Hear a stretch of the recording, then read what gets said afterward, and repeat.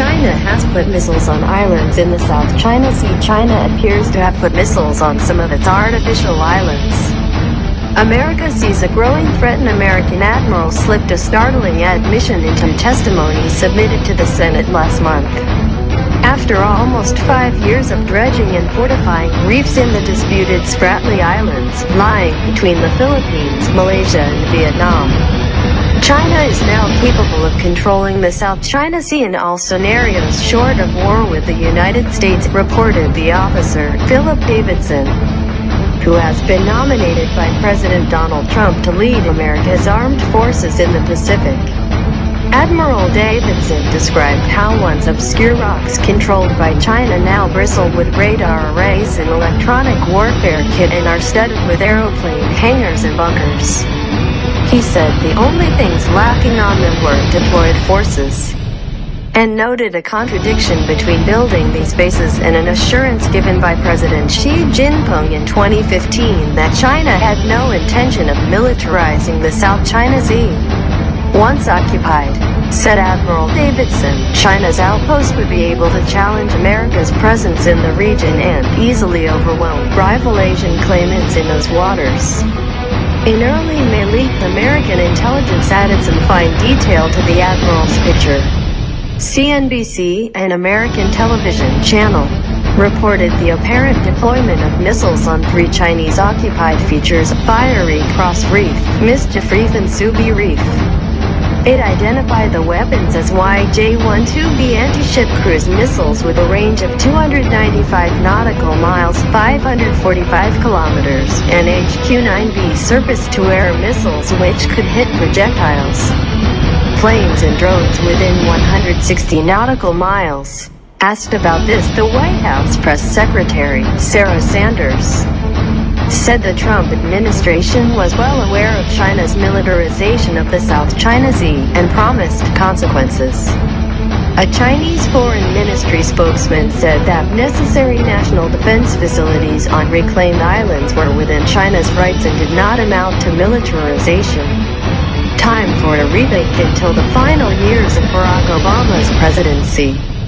Many military officers and White House officials had dismissed China's reclamation of disputed reefs and rocks as mostly an irritant. The new bases were sitting ducks, American planners sniffed, and could be taken out quickly in an actual conflict.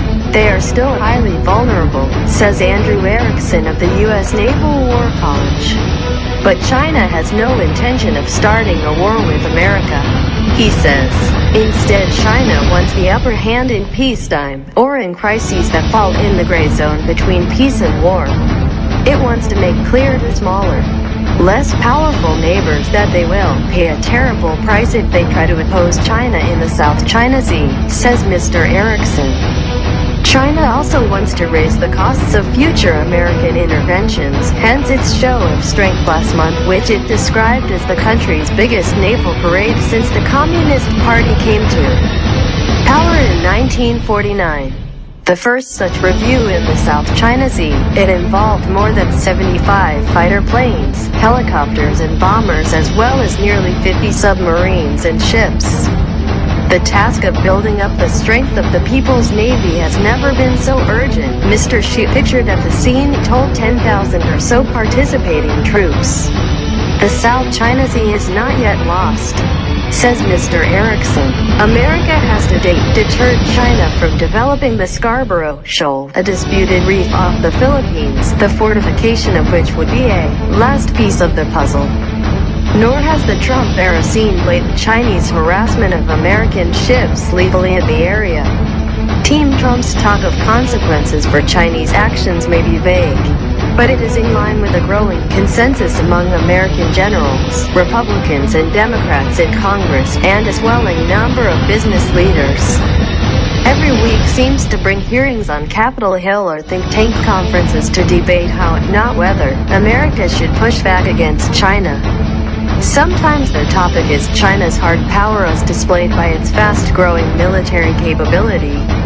At other times it is China's surreptitious hostile acts, such as the theft or forced transfer of American technology and the Communist Party's alleged influence operations in America. The breadth of American concerns about a rising China helps explain the lack of progress when a government delegation led by the Treasury Secretary, Steven Mnuchin, visited Beijing on May 3rd and 4th. The officials' demands reportedly ranged from calls for China to reduce the bilateral trade deficit by $200 billion a year by 2020. To an insistence that Chinese leaders curb forced technology transfers and stop handing subsidies to the high-tech businesses that they have chosen to favor in their Made in China 2025 industrial plan. The sheer variety of American complaints will complicate a visit in mid-May to Washington, announced this week by Mr. Xi's chief advisor on economy. See Affairs Blue He? In China, Team Trump is accused of incoherence and not knowing what its own side wants. But seen from Washington, China is attacking or challenging on several fronts, making a whole-of-government pushback a necessity. American policymakers do not need an admiral to tell them that storms may lie ahead.